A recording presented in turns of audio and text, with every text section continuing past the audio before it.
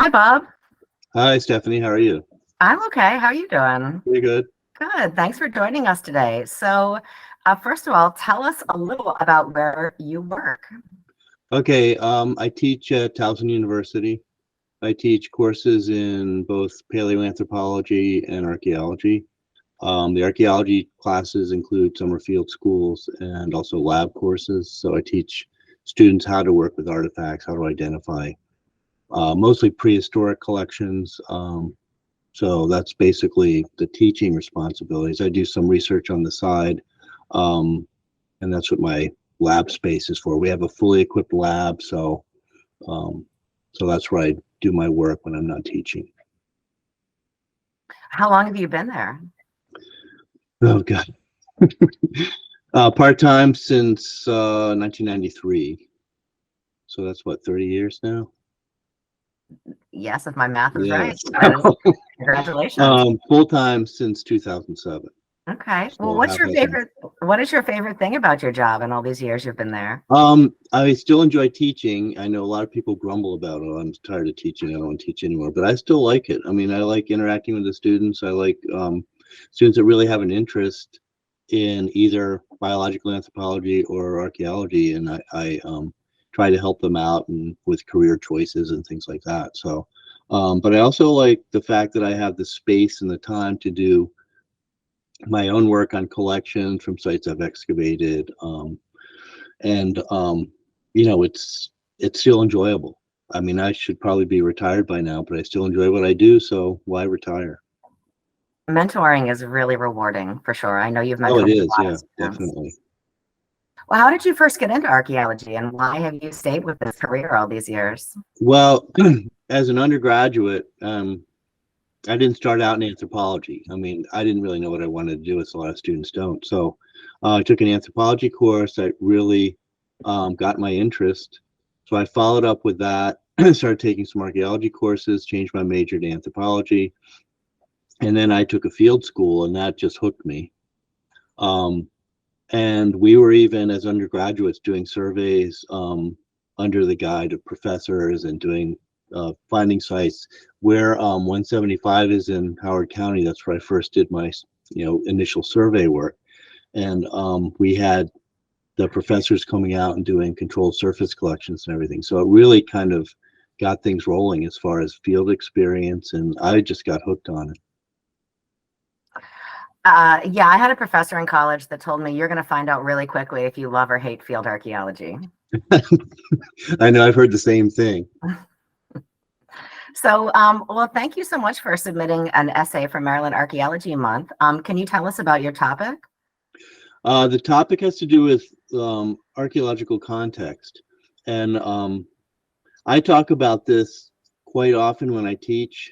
Um, Context is a kind of a tricky thing, but it's extremely important. I talk about three things that we see coming from archaeological sites. We have the artifacts, and I've looked at zillions of collections, and my first question is, where did this come from? And if they don't know, or if it's from the surface, that kind of minimizes the kind of information you can get from it.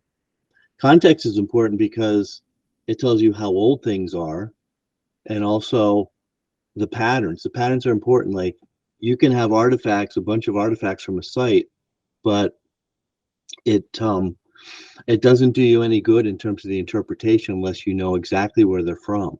That's why I put the illustrations in my, and I have it in front of me here.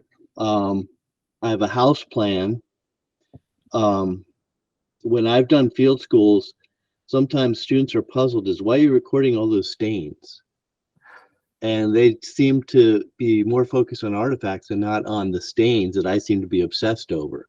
It doesn't seem that interesting to them until they actually see, that's a house there. And there's a stain in the middle that is a hearth. This is a house that we can define based on no building materials, but on post molds and features. And then they get it. They get the context. They get, okay, if we had a bunch of artifacts from that one spot, what could we say? If we can put those artifacts inside of a house, that's extremely important. And that's why context is so important. And the Paleo-Indian context I show in the deep test, we have lots of fluted points from the surface, more than anything else. When you find them in place, not fluted points from this, but 10,000 plus year old occupations, you can do something with that. You have the context, you have everything fitting together, and it allows you to interpret something that's more than just a generalization about, oh, yeah, that's a fluted point. It looks like all the other ones from this region.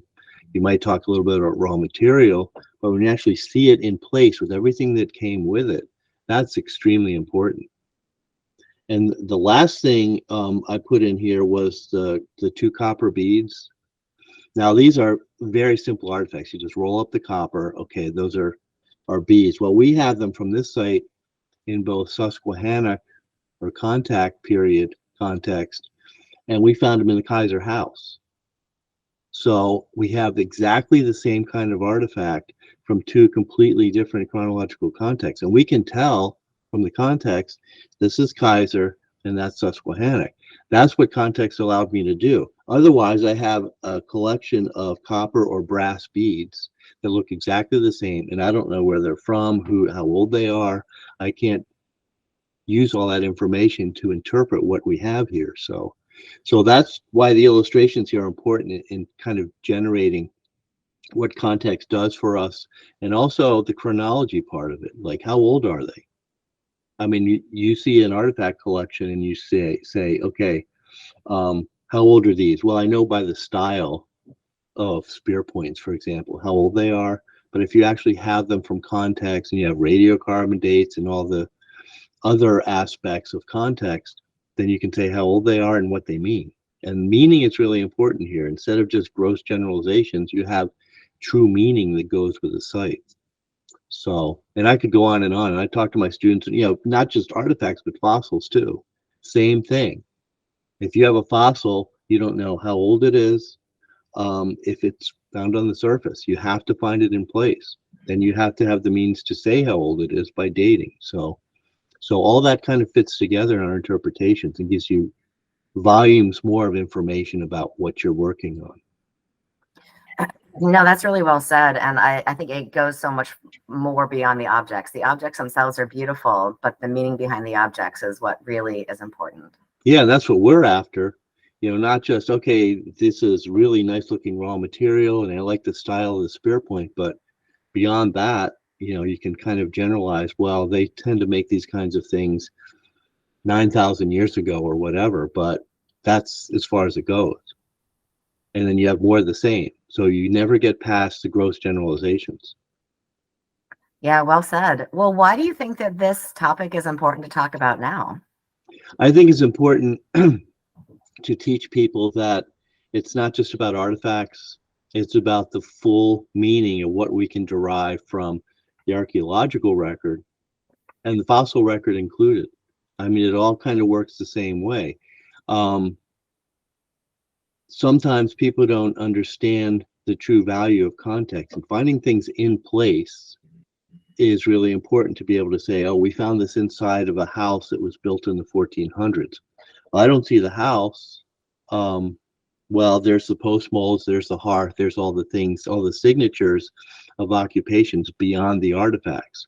So it shows people that there's more than just artifacts. And I think that's extremely important to the non-professionals who do get it. And they have worked with me over the years, and they understand all aspects of this, and they do great with excavating and knowing exactly what to do. And they appreciate the context issue of all this. No, I think that's very well said, Bob. Well, thank you so much for your time this morning, and thank you for all the work you've done for Maryland archaeology over the years. Thank you. A Thanks for pleasure. having me. Yeah.